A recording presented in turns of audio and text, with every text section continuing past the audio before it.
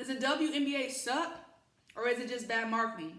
In this video, I'm going to be brutally honest about the gameplay and also some things that they can do better to bring in more revenue and more attendance. So first things first, I was never really a avid WNBA watcher. I used to watch sometimes as support, but I was never really into it just because I used to hoop. I wanted to support people that I went to school with, that I played AAU with, so I would support them. But I never really watched it just because I went to a game a couple years ago and it was horrible.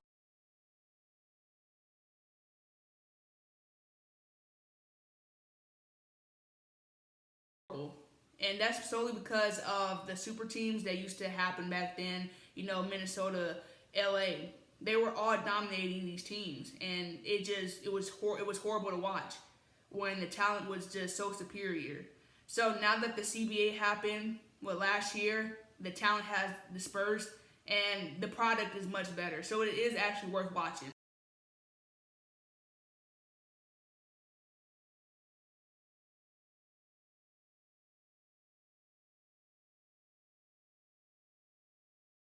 So now that they enhanced the product and making it more viewable, there needs some things to be done. They did the whole rebrand, but that's not enough. A sweatshirt is not enough. We need people to come to these games, and I'm just going to tell you where the audience is and things to do to capture these people. So this is the biggest thing. This is the biggest thing that has been overlooked. I watched tons of interviews, especially with Liz Cambage. She has helped me understand why they go overseas, why they are getting paid more. And that's because people love it over there. They love the women's game. So why not try to grab that attention overseas? Like, you would think it'd be a little bit more common sense, especially how the NBA has made it a point to capture the global audience, especially with the Africa Games, the World versus US, playing in London, bringing Australian teams to play over here in the preseason. Why not do the same for the women? You know, I understand that the seasons don't add up, so make it more aligned with them. You're so focused on the American market. Help it align with people who are going to watch. You know, stop buying TV contracts to buy more channels here. Buy TV contracts to have it more global, where they respect the game. Or you're going to lose more talent. If they're able to pay Diana Taurasi $1.5 million in Russia, you can definitely gain the attention here to pay them the same amount of money. Just tap that market. They get started young as professionals over there. I have a friend from the Netherlands who started playing when she was 15, professionally. And you think about it. When you bring foreign players over, you have their whole country's support. Think about it. Jeremy Lin. Every time there was an All-Star game, all of China was voting for him. All of China. You remember when Zaza had more votes than DeMarcus Cousins for an All-Star game? You need to capture that market. It will help you out. Bring in those foreign talents. You know, play more USA basketball. They are having all type of Euro leagues and other leagues every summer, every year, or every other year. Work with those leagues to put a squad together and have the US team follow like how they do with soccer. I can tell you every soccer player on the USA team, because they make it a point to get to know their players. Every time there's new people, there's a video. Every time they have a training camp, there's a new video. I know these people. That's why they have such strong support, because they make them relatable.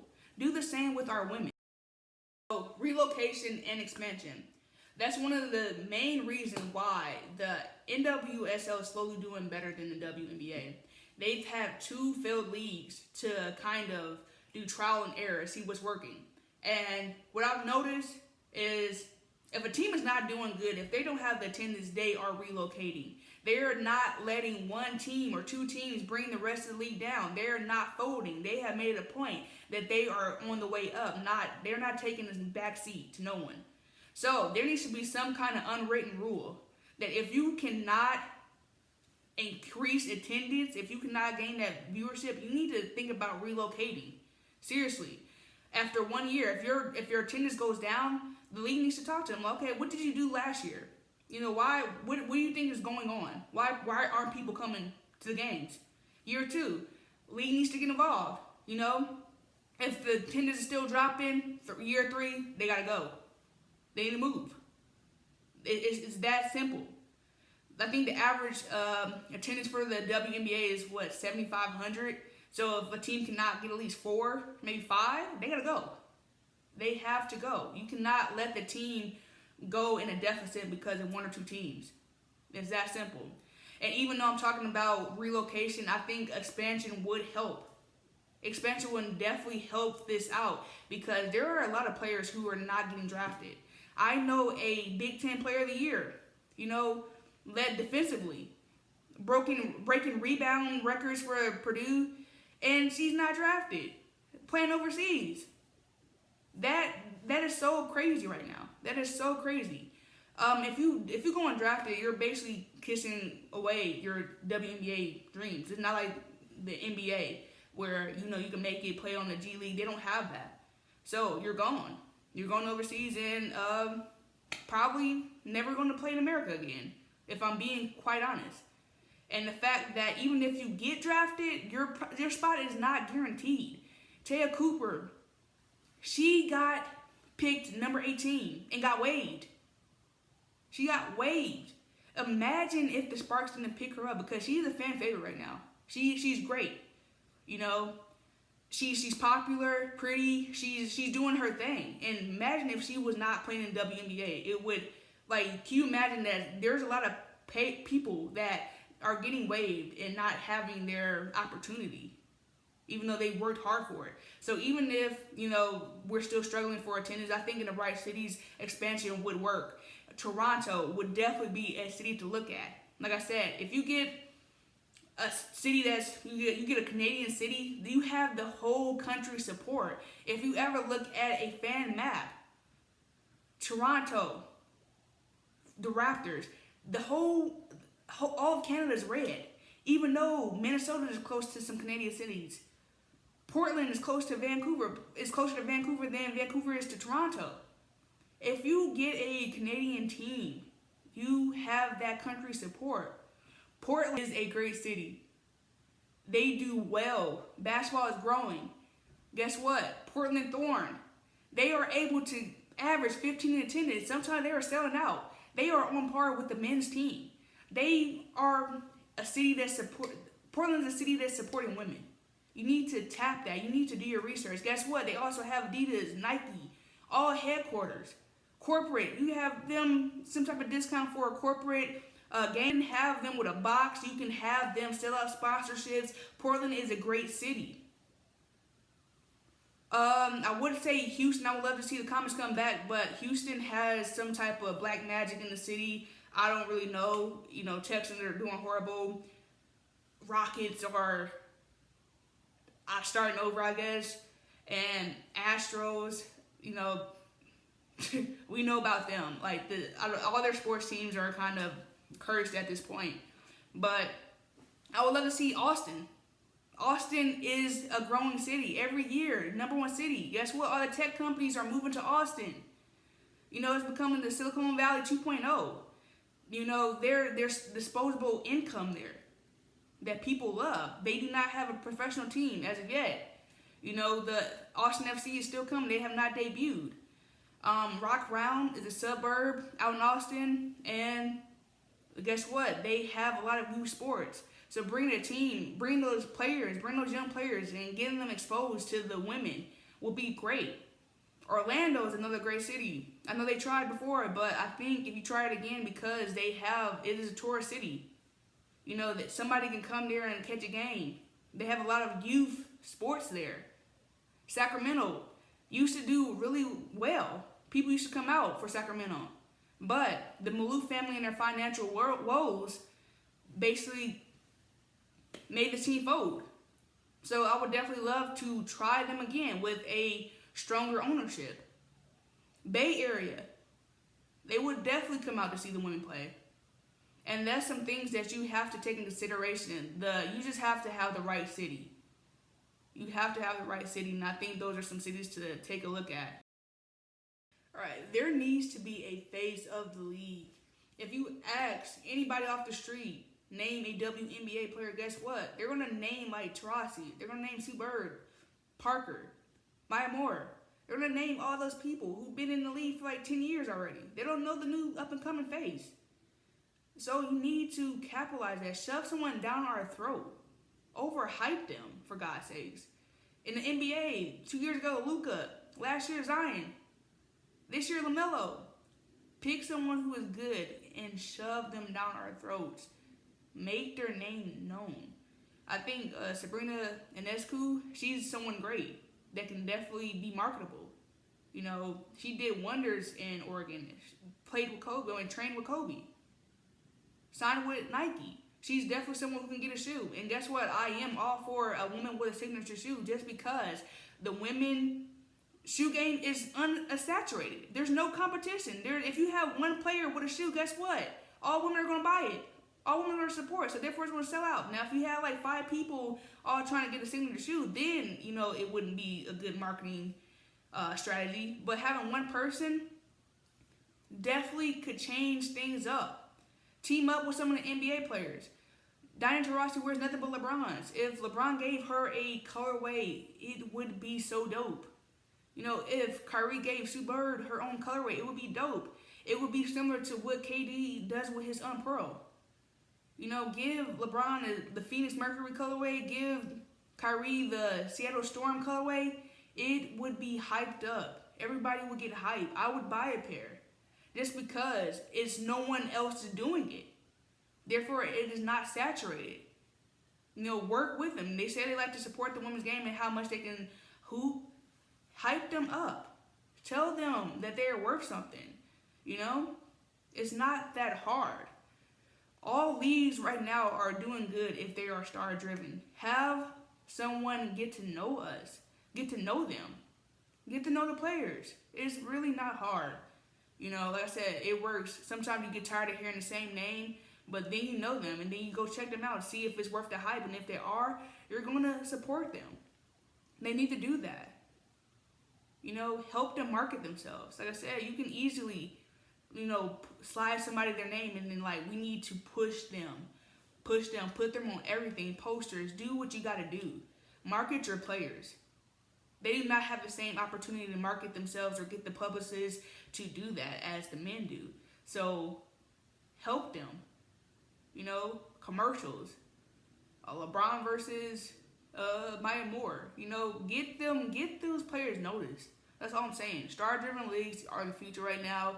We love to be connected to these players. So you need to help connect your players to the consumers. All right, merchandise. Merchandise is a huge flaw in the WNBA. The jerseys are horrible. They are horrible. They are exactly the same. Each team has the same jersey. They look like practice jerseys. The stripes are in the same place. They're just different colors and a different logo. Different logo, different team name. AT&T is in the same spot. Some teams even have up to 3 advertisement placements on there. And that kind of takes away from the jersey itself. You need to maybe put some advertisement on the back instead of everything in the front. You know, it looks like a collage. Have something that relates to the city. I would love to see some Las Vegas themed jerseys. But even though they have clean jerseys, I'll give them that. They have clean jerseys. But I want a little more. I want a little more. Because the jerseys are like $100. And my support does not run $100 deep. It does not run $100 deep. So it's just not appealing for me. I can't drip with that. You can only do so much with a practice jersey, and to practice in that, it's really not worth it. So you definitely need some redesign going on. Redesign those logos. New York has done a great job with their logo redesign. Dallas has a great logo. The WNBA has a great logo now. So I think a lot of teams should have hopped on that train, should have hopped on that bus, on that wagon. They definitely should have did some other things. I would definitely have more things to offer in the WNBA store. Like I said, I've done a lot of research. I'm not pulling any of this out of my ass. I actually looked at the store. I looked at each team and what they have to offer. I would love to see more crop tops. What women wear. I'm not trying to say that you need to have like skin tight things on there, but some leggings, some biker shorts, that would definitely be appealing. The 3/4 shorts. Have what women wear. Headbands. Almost every WNBA player wears headbands. Different colors will help. Wear that in the youth leagues. So they definitely need to do more with their apparel. That's something, but I also think they do need, like I said, they need to have a city edition. A city edition would be so dope. It costs you nothing to make extra jerseys. With $2 to make a jersey, because we all know you make them in China. So $2 is the cost times 15. Like, what do you have to lose? You can have an intern doing the hype video. Me being in the sports industry, I know what it's like. I hate to keep saying like interns do this work, but it builds a portfolio. It's invaluable experience from, and that's all. I would love to see that. Like I said, it costs you nothing really. It costs you nothing to be creative. Social media marketing. It needs to step up. When I was looking for videos to basically base this video off of, it was hard to find. The fact that other accounts have more WNBA highlights than the actual WNBA is kind of alarming. The fact that there's no daily highlights, there's no player of the week, player of the month highlights, that just shows how much effort is being put into the game and how much they value that, because I would love to see that. The more you put out, the more people it's being reached to. Over time, they are putting out all kinds of content on female ballers, and guess what people are watching? If we do the same for the WNBA, they would watch, but it's not there.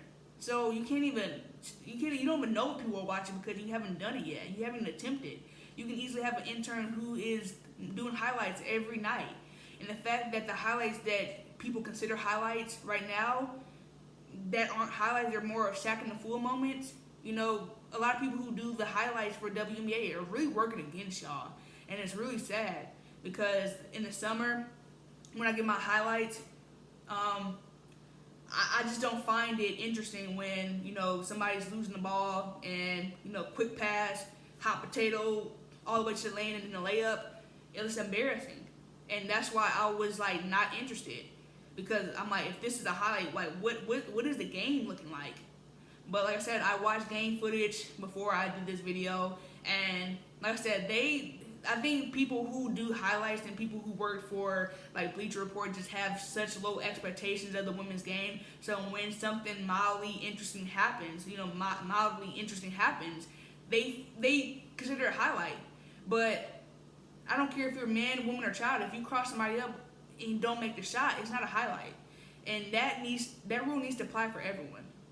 And it's a lot of crossovers that happen, a lot of turnaround J's that happen in the league, but it's not being highlighted. People are showing, the missed layups. They're being the laughing stock because people who work for the league think less of it. I'm going to be completely honest. That is what the issue is. They think less of the game, so therefore they're not putting much effort into promoting. If I ran a social media account, I would have highlights ready to go. Every time there's a, Woj bomb, first one in the comment, putting in whoever the face of the franchise is, I would put their highlights, just like how people do their music, how people troll. It's always a comment about LeBron and his Mickey Mouse ring, #1 comment. Do the same for these women, Make people watch it. Make people watch these highlights. It's even okay to clout chase. We saw what the Pistons did with LiAngelo. Do the same with the Gonzalez twins. I think they're good enough to get a genuine shot, but they have over 1 million followers each. Use them. Have them working for the league in some kind of way. They are practicing. They are ready to go, locked and loaded. Give them the opportunity. They have the fan base. Do what you got to do to get people to come. The men do it, so I feel like there's so much pride in the WNBA. Use overtime. Overtime has been on the rise for a while now. They are giving exposure to all the young ballers and garnishing interest in them. I watch them all the time. I see especially with women, there's a lot of men who are watching these girls play just because they're that good. They are changing the game. They are saying, I'm not about to be put into this box. They are saying that I'm hooping. You know, I can take the last shot. I'm pulling up. I'm pulling a LaMelo. I'm pulling up from half court. You know, and I love watching it. I love that ego.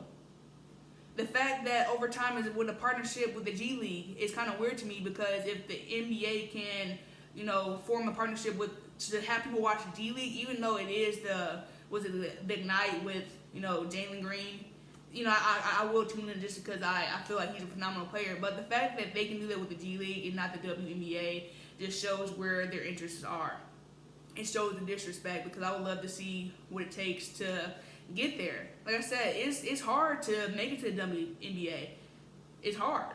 It's so scarce. You can get drafted and get cut.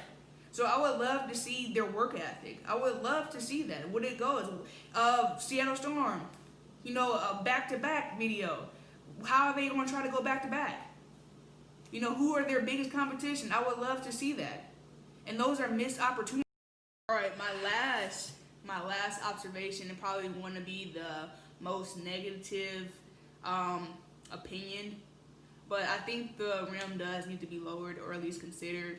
I do see a lot of the younger girls dunking, but until I see it more frequent, I think the rim should be lowered to at least to 9.5.